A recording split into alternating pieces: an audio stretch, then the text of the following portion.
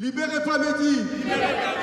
Libérez Plamedy! Une soixantaine de personnes se sont réunies devant l'Office des étrangers en soutien à Plamedy N'Golo, un jeune joueur de basket professionnel prometteur âgé de 21 ans dont l'ambition est soudainement mise sur pause.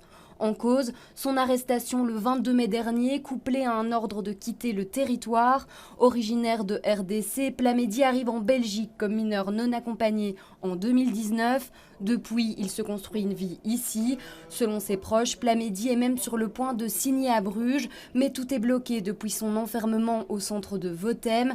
Sa famille et ses amis inquiets ne cessent de se mobiliser. J'ai même envie de pleurer, quoi. Sa situation me fait vraiment mal au cœur. Qu'est-ce qu'il a fait? Qu'est-ce qu'il a fait? Il ne mérite pas ça. Je vous dis parce que peut-être vous ne les connaissez pas. C'est un garçon très bien, il joue au basket. On était fâchés, on était tristes pour lui.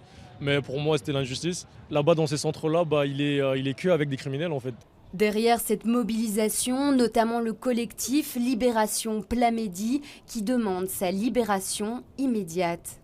C'est un jeune de 20 ans qui a fait ses preuves en Belgique, qui est reconnu, qui s'est intégré, qui a tous ses repères ici en Belgique en fait.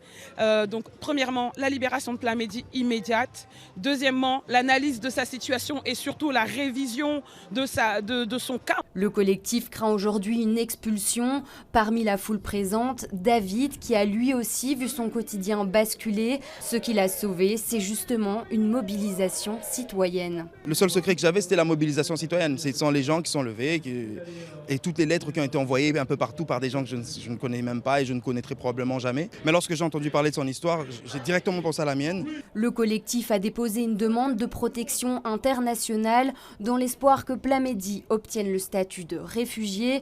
Une pétition a également été lancée. Elle a déjà récolté plus de 3000 signatures.